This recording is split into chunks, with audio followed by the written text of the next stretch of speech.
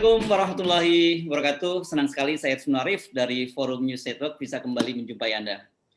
Sekarang saya kedatangan tamu penting ini. Saya kira cukup menarik dan tidak perlu saya kenalkan namanya. Profesor Salim Haji Said, Guru Besar dari Universitas Pertahanan. Assalamualaikum. Ya, terima kasih. Waalaikumsalam. Terima kasih.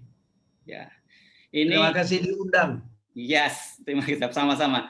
Jadi ini menarik karena sudah cukup lama kita tidak diskusi berkaitan dengan persoalan-persoalan politik mutakhir. Ini yang terbaru tentu saja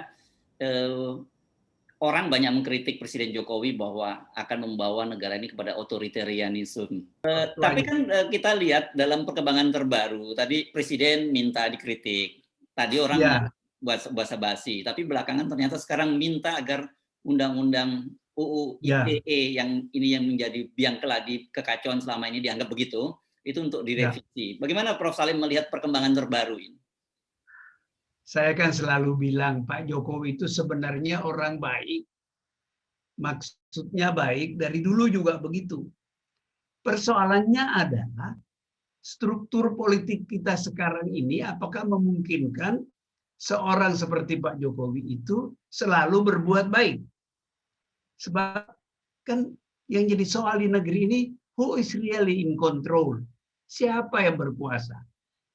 Karena itu orang bicara bahwa sistem yang kita jalankan sekarang, sengaja atau tidak, adalah oligarki. Kalau oligarki itu pertanyaan yang sulit, siapa sebenarnya yang berkuasa? Apa betul Pak Jokowi berkuasa penuh? Atau Pak Jokowi berkuasa sebagian? Sebagian lagi siapa yang berkuasa? Sebab pertanyaan ini jawabannya penting. Kalau kita tidak jelas, maka yang akan dilakukan akan terjadi beredarnya ketakutan. Seperti misalnya Kwi Kian Gi bicara. Saya juga udah berapa kali bicara. Saya menahan diri bicara karena takut. Sebab saya nanti mengeritik Pak Jokowi. Dan beliau mengajak kita kritik dia. Tapi yang ada orang lain dari kalangan oligarki itu yang merasa dirugikan atau lebih dirugikan, maka dia bisa bertindak, mempersulit kita. Oke? Jadi saya harus mengatakan, nampaknya Pak Jokowi menyadari itu. Oleh sebab itu beliau mengeluarkan seruan supaya dikritik.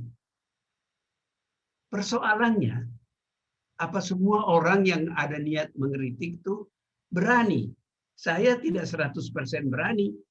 Sebab saya takut ada orang lain yang tersinggung karena kepentingannya terganggu dengan kritik saya kepada pemerintah. Ini harus diatasi oleh Pak Jokowi. Kalau beliau tidak bisa atasi, tidak akan pernah ada orang yang jujur berani mengkritik karena takut ditangkap. Ini kan banyak orang kena ditangkap nih karena kritis kepada pemerintah. Sebenarnya kan maksud mereka yang ditangkap itu maksudnya kan baik, agar pemerintah ini berjalan baik. Tapi kan ada orang yang dirugikan. Itulah konsekuensi kalau sistem yang kita jalankan, sekali lagi, disengaja atau tidak, ya, adalah oligarki. Artinya tidak tahu siapa sebenarnya yang berkuasa di sini. Kalau Pak Jokowi ternyata tidak berkuasa 100% sebagai presiden, dan saya curiga itu yang terjadi, maka orang takut mengkritik, nanti ditangkap. Oke? Ya, oke. Jadi ternyata Prof. Salim ini tidak sendirian, gitu ya. Jangan takut, karena banyak orang sekali seperti Pak tadi disebut Pak Kwi Kian Gi dan sebagainya. Ada juga budayawan Beling yang suka ketemu juga di ILC Sujiwo Tejo juga ngaku takut. Dan yang menarik ketika kemarin Pak Yusuf Kala pun bertanya, bagaimana caranya supaya mengkritik tapi tidak dilaporkan kepada polisi, itu pun juga Pak JK diserang kan begitu. Ya, itu. Sebagai perbandingan, saya itu aktivis lama. Dari tahun 60-an.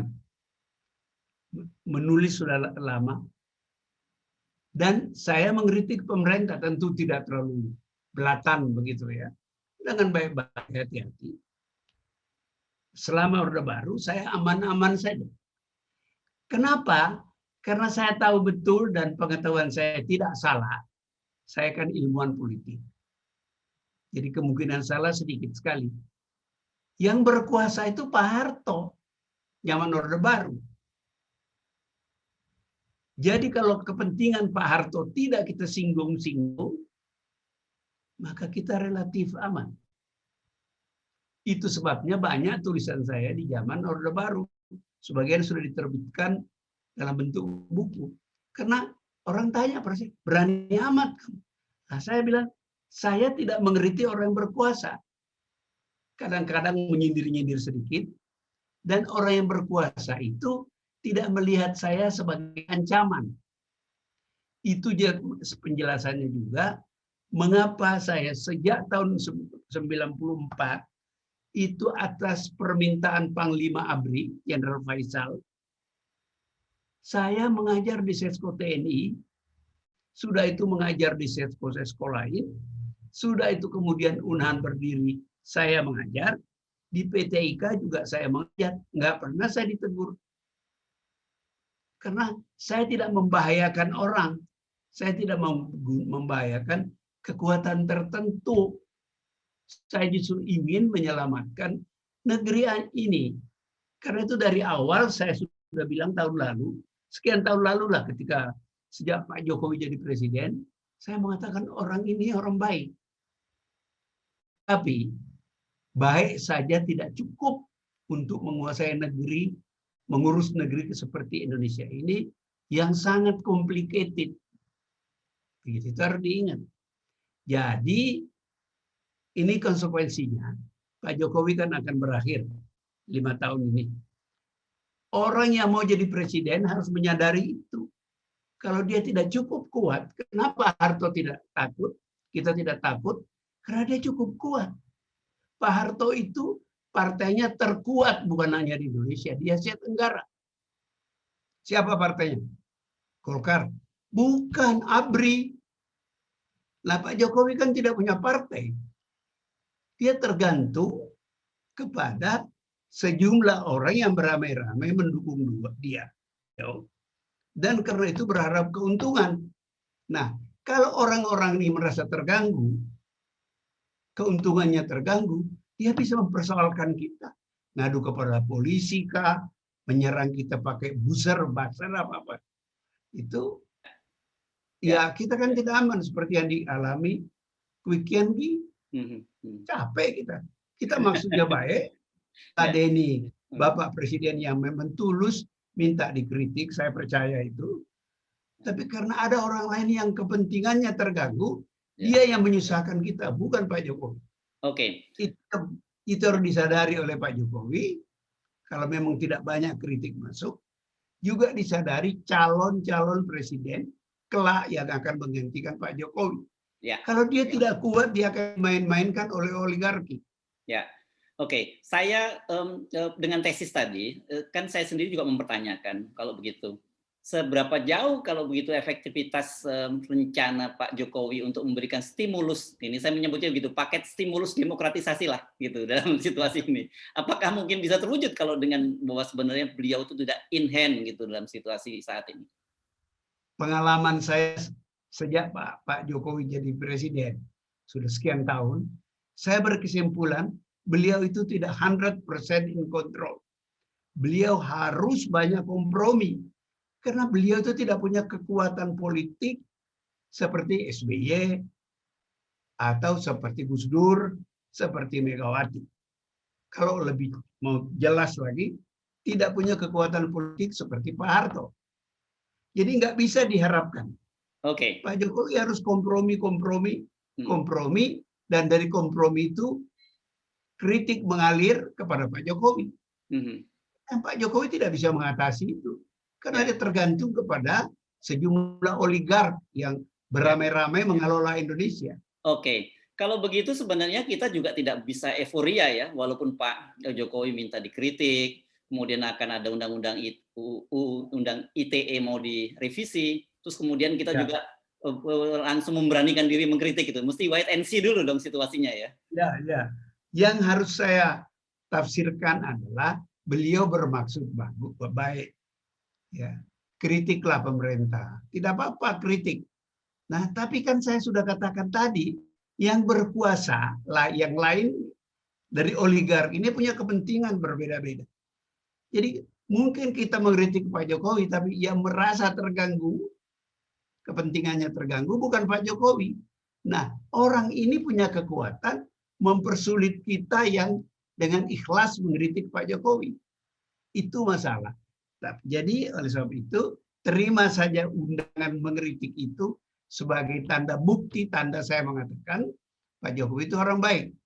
Tapi saya harus segera mengatakan, kalau setiap kalau orang baik saja, tukang becak pun bisa jadi presiden. Tanpa dukungan kan? Ya, ya, ya. Ini persoalan yang dihadapi Pak Jokowi. Apa beliau berkuasa sendiri?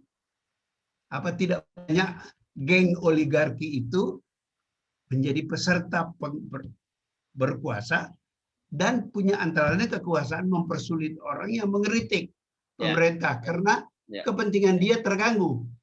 Ya, jadi memang Lut ini menarik. Jadi kemudian muncul joke itu bahwa there is freedom of speech, but no guarantee freedom after speech. Ya, ya itu. Oke, mari kita tinggalkan topik ini karena menurut saya ini pasti ada akar masalahnya dong. Mengapa kemudian sampai seperti itu muncul seorang penguasa yang tidak sepenuhnya berkuasa gitu ya. Dan orang itu banyak menyebut sebenarnya adalah faktor undang-undang kita terutama presidential threshold. Itu yakni presidential threshold 20% yang itu menjadi biang keladi karena oligarki bisa mengatur siapa yang dia kehendaki menjadi presiden atau siapa yang dipersiapkan untuk mendampingi calon presiden yang akan muncul. Dan ini kalau undang-undang ini tidak diubah akan berulang. Tapi persoalannya kemarin ketika di Mahkamah Konstitusi, Bung Rizal Ramli menyampaikan gugatan itu, judicial review ditolak oleh Mahkamah Konstitusi. Ya. Begini, ditolak itu kan alasannya hukum. Ya kan? Dan saya nggak mau debat karena saya bukan ahli hukum. Saya ini ilmuwan politik. Yang saya mau katakan, akibat dari undang-undang ini kan sudah dipakai 5 tahun lalu. Akibatnya terjadi perpecahan dalam masyarakat. Tiba-tiba muncul, apa namanya itu istilah apa? Cebong kampret. Cebong kampret. Sekarang ada lagi katanya apa? Gurun. Ya. Jadi terjadi perpecahan. Oke. Kan Pak Jokowi tidak akan jadi presiden terus. Tapi ada yang akan diingat orang. Ini tantangan kepada Pak Jokowi. Ini kampret, cebong, apalagi tadi itu, gurun, kadrun. Itu kan terjadi pada zaman kekuasaan, kepresidenan Pak Jokowi. Ya. Ada 2 pertanyaan yang dihadapi Pak Jokowi. Apakah beliau mau masuk sejarah dengan pengalaman itu, dengan cerita itu? Itu satu. Apakah beliau mau melanggengkan perpecahan di dalam masyarakat? Sebab kalau tetap threshold-nya 20% ya, itu kan artinya masyarakat akan terpecah. Dan satu masyarakat seperti Indonesia yang masih dalam proses menjadi Indonesia, kan saya selalu mengatakan kita ini kan bangsa baru, fragmented society. Nah, itu kalau dibiarkan dan para oligark berniat meneruskan undang-undang itu dan kelak tidak ada, ini mudah-mudahan tidak terjadi, tidak ada calon presiden yang kuat, maka ini akan terjadi terus. It's a matter of time bangsa ini bubar karena berkelahi terus. Itu harus dicegah oleh Pak Jokowi. Jadi saya baru berkonsultasi dengan ahli hukum. Apa yang bisa dilakukan Pak Jokowi? Bisa nggak dia mengubah undang-undang itu? Bisa. Caranya apa? Dia bikin perpu. Jadi tidak harus 20%. Sebab hampir bisa dibuktikan bahwa undang-undang itu telah menyebabkan perpecahan. Salah satu bagian dari perpecahan itu adalah yang kemudian dihubung-hubungkan dengan berpolitik secara identitas. Yang dulu tidak ada cerita itu, presiden-presiden sebelumnya. Nah, ketika terjadi konflik ini, karena persaingan menjadi presiden dengan threshold 20%, maka muncul bibit-bibit perpecahan itu. Potensi perpecahan itu ada dari dulu. Bangsa ini kan precarious. Apa namanya itu? Fragile. Tuh, apa sih bahasa Indonesia? Ringkih. Rentan, gampang retak lah. Ya. Itu kan selalu saya katakan. Bangsa Indonesia itu bangsa baru, masih dalam proses. Kalau tidak dirawat dengan baik, proses itu berakhir dengan perpecahan. Fragmented society hancur. Kayak gelas yang jatuh pecah habis. Ini tantangan yang dihadapi Pak Jokowi. Apa yang beliau bisa lakukan? Mencegah jangan 20% itu dengan mengeluarkan perpu. Ini kata mengeluarkan perpu ini saya dapat dari seorang ahli hukum. Karena saya kan nggak ngerti secara hukum. Jadi Pak Jokowi bilang bikin perpu. Jangan diam aja. Karena kalau dia diam aja, yang menikmati beliau dan oligark yang sekarang mendukung beliau dan oligark yang nanti juga akan mendukung calon presiden yang lain kalau ketemu calon presiden yang tidak punya kekuatan politik seperti yang dialami Pak Jokowi sekarang. Oke. Nah, tadi itu kan dengan asumsi Pak Jokowi itu bebas mengambil keputusan-keputusan. Oke, ada niatan baik, tapi kemudian punya kebebasan untuk mengambil keputusan. Tetapi kan sejak awal kita sudah sampai pada satu kesimpulan bahwa beliau tidak 100% menguasai. Ya. Artinya apa? Sebenarnya kan ada kepentingan-kepentingan yang akan terganggu kalau kemudian beliau mengambil langkah itu, karena ini berkaitan melanggengkan kekuasaan. Ya. Ya. Ya itulah tantangan yang dihadapi orang berkuasa. Kalau Anda mau menjadi presiden di Indonesia, you harus tahu sejarah Indonesia, persoalan Indonesia, potensi konflik yang ada di Indonesia. Jangan terkejut loh, kok begini Indonesia? Ya Anda nggak tahu sejarah. Ada sejarah. Dan ini akan kelihatan kalau nanti kita bicara mengenai dinamika perkembangan Pancasila. Anda ketemu lagi di sini. Belum selesai. Jadi kalau Anda mau menjadi presiden, harus tahu dan siap-siap punya antisipasi, mencegah jangan makin meluas potensi konflik itu. Prof. Salim, Anda kan berkali-kali menyampaikan bahwa kalau tidak dalam situasi yang demokratis seperti saat ini, seharusnya tidak mungkin orang seperti Pak Jokowi itu jadi presiden. Karena sirkulasinya itu hanya di elit-elit politik tertentu yang ya sekitar menteng lah begitu ya kira-kira.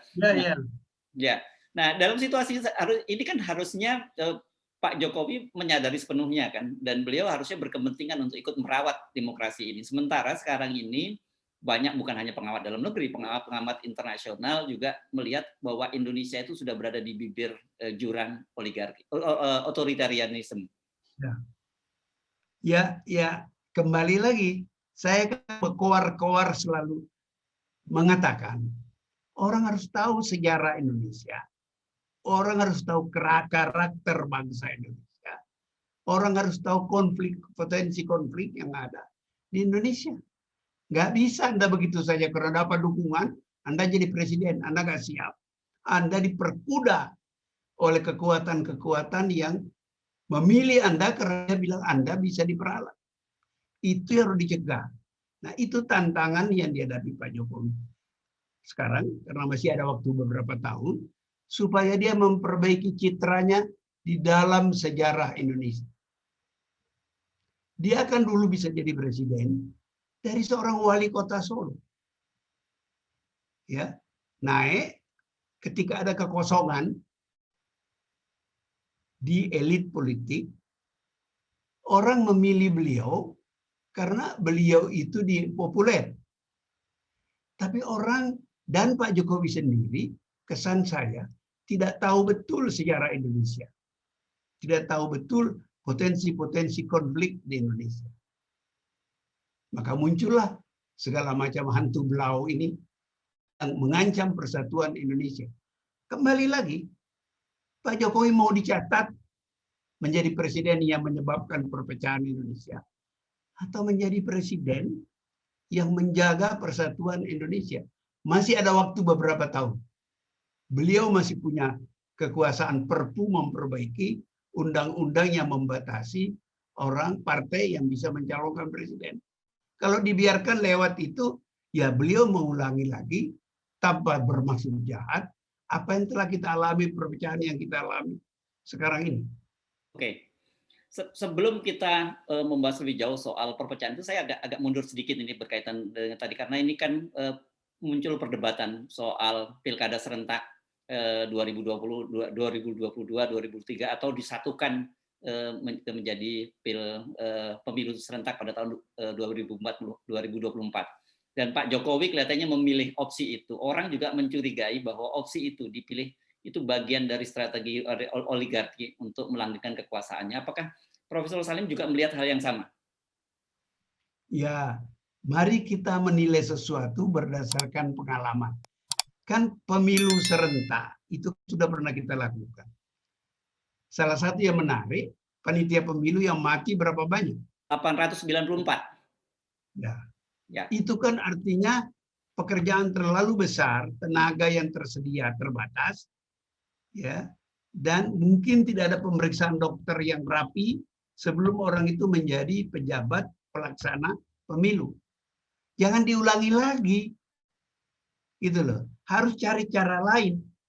Sama dengan yang saya katakan tadi mengenai batas apa namanya yang 20%. Presidensial threshold, ambang batas pencalonan presiden, ya. Profesor itu kalau udah mulai tua, itu gampang lupa, oke? Itu kan di situ presiden itu ada kekuasaan.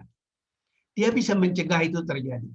Sebab sudah terbukti ketika itu dipaksakan atau dilaksanakan, banyak korban. Selain yang mati, juga perpecahan di dalam masyarakat. Kita punya banyak potensi perpecahan karena kita ini kan bangsa baru. Itu yang orang harus lupa. Mau tahu bangsa baru apa tidak? Baca sejarah. Kapan konsep Indonesia itu lahir? Kapan niat menjadi bangsa Indonesia merdeka dari penjajah itu lahir? Artinya 100 tahun yang lalu paling lama. Oke, lebih-lebih sedikit. Itu artinya apa? Belum cukup waktu untuk utuh seperti air yang Anda taruh di refrigerator, di kulkas. Itu kan memerlukan waktu untuk membeku jadi es, air biasa. Nah, Indonesia itu belum sampai ke tingkat itu. Jadi jangan main-main. Kalau Anda main-main, Anda rusak bangsa ini. Saya bersemangat bicara ini karena saya tidak ingin Indonesia itu rusak. Dan kalau kita kurang hati-hati, jangan ragu-ragu menunggu orang asing datang memanfaatkan itu karena mereka berpikir Indonesia ini penting, kaya, kita pecahkan aja. Kalau ada jalannya mereka kerjain. Betul. Memang pada pemilu serentak kemarin 2019 itu kan hanya yang disatukan hanya presiden dan DPD, DPR RI, DPD dan DPD RI 1 dan 2 gitu ya. Sementara pada pemilu serentak 2024 nanti tambah pilkada. Pilkada itu kan kota dan kabupaten itu ada 514 wali kota dan kabupaten. Ada 34 provinsi. Dan kita membayangkan yang meninggal berapa. Belum lagi apakah tenaga pengamanan TNI dan Polri itu sanggup ketika terjadi konflik menyeluruh di seluruh Indonesia. Itu menurut saya serius sekali. Belum lagi biaya juga yang APBN kita sedang babak belur sekarang karena COVID. Gitu. Ya, artinya kita punya cukup alasan untuk berharap tidak dipaksakan hal-hal yang kita sudah tahu potensinya mungkin merusak persatuan Indonesia. Jadi jangan dilakukan. Nah, lalu pakai apa? Ya cari jalan lain. Kita ini kan bangsa besar. Masa gak ada jalan lain? Seperti 20% itu. Itu jelas ada niat di baliknya memperkecil jumlah presiden. Ya. Supaya yang terpilih yang bisa dikelola oleh para oligark. Ya. Di balik itu undang-undang itu ada kepentingan. Saya tentu tidak bisa sebut oligark yang mana, tapi ada kepentingan.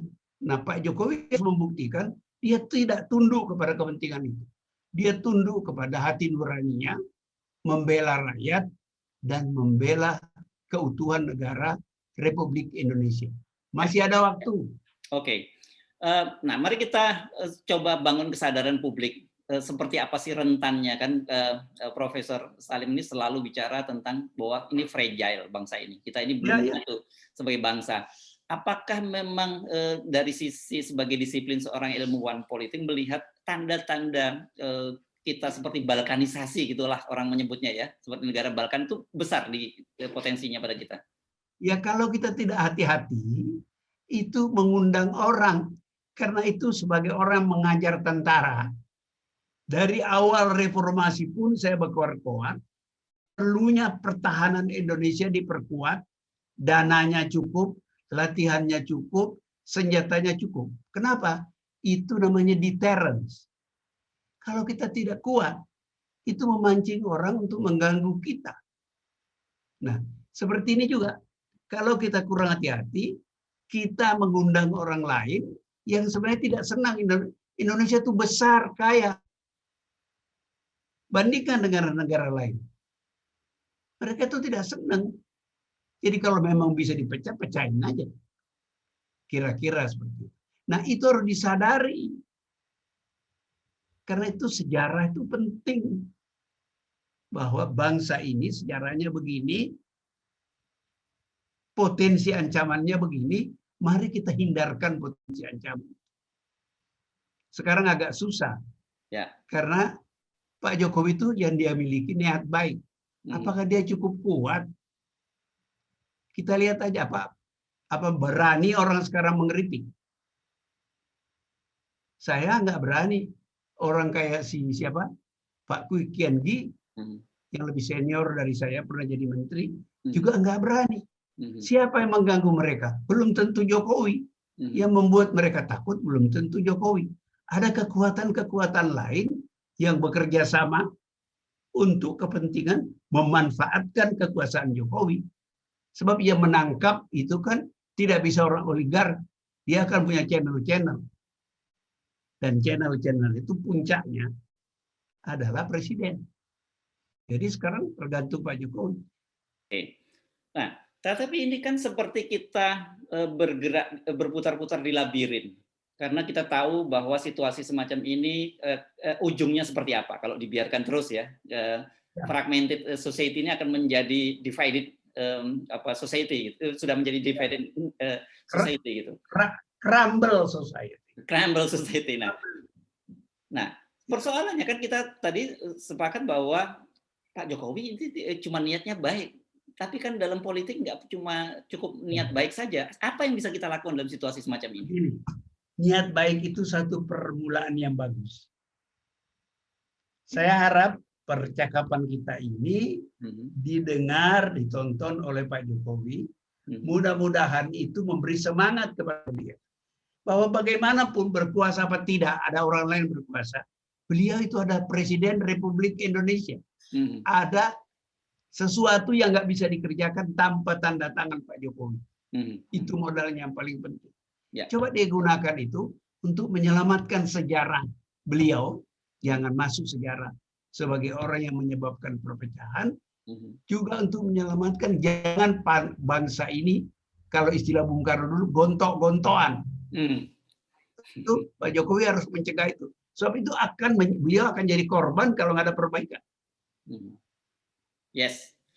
Baik, jadi ini memang semuanya sekarang terpulang kembali kepada Pak Jokowi, tetapi kita tetap mengingatkan pada beliau bahwa niat baik saja tidak cukup, bahwa permintaan untuk dikritik dan revisi Undang-Undang ITE ternyata membuat orang juga masih tetap belum berani gitu ya mengkritik Pak Jokowi. Karena yang kita bukan Pak Jokowi yang kita takutkan. Ya, itu masalahnya. Orang yang ada di sekitar beliau yang punya kepentingan. Dan kita tidak tahu siapa orang-orang itu, kita bisa duga-duga saja. Ya, ya, ya. Ya, Nah, baik. yang menarik adalah kita harus, Pak Jokowi harus menyadari beliau tuh masih presiden, Ya, masih sekian tahun. ya, Masih ada kemungkinan beliau mengubah keadaan. ya, ya, Beliau sudah mulai dengan niat baik. Teruskan niat baik itu, laksanakan supaya masyarakat mendapatkan kepercayaan kembali bahwa Pak Jokowi itu tidak main-main. Dia oke, minta dikritik, ya kita kritik. yes, baik, Sebab kritik juga kalau tidak bermutu kan juga nggak diperhatikan orang. ya, Jadi artinya orang akan berpikir untuk mengkritik. ya, Saya ngomong apa sih, ngawur, hmm, nggak ada gunanya kan? ya, Itu harus disadari juga oleh si pengkritik. Kau baik, ngerti nggak sih mengapa kau ngeritik? Seperti misalnya, tadi kan saya bicara mengenai Perpu. Presiden bisa mengeluarkan Perpu. Saya tahu dari mana? Saya tanya ahli hukum. Saya nggak mau ngawur. So, kalau saya ngawur ditertawai orang. Nggak ada gunanya. Kira-kira begitu. baik, Prof. Salim. Jadi sebenarnya ini clear rekomendasinya dan menurut saya ini strong recommendation gitu karena langsung memberikan apa yang harusnya dilakukan oleh Pak Jokowi. Kita cuman bisa mendorong dan mendoakan semoga kesadaran Pak Jokowi muncul dan beliau punya keberanian untuk melakukan itu. Gitu. Baik, Ya, begitulah saya kira. baik. Tidak bisa lebih. Karena Ya, kita kan bukan orang partai, bukan ya, orang politik. ya. Kita anggota civil society Yes. yang berkepentingan negeri ini langgeng dan baik dan tidak kacau. Baik. Terima kasih Prof. Salim Haji Said atas perbincangan yang menarik ini. Assalamualaikum warahmatullahi wabarakatuh. Waalaikumsalam warahmatullahi wabarakatuh.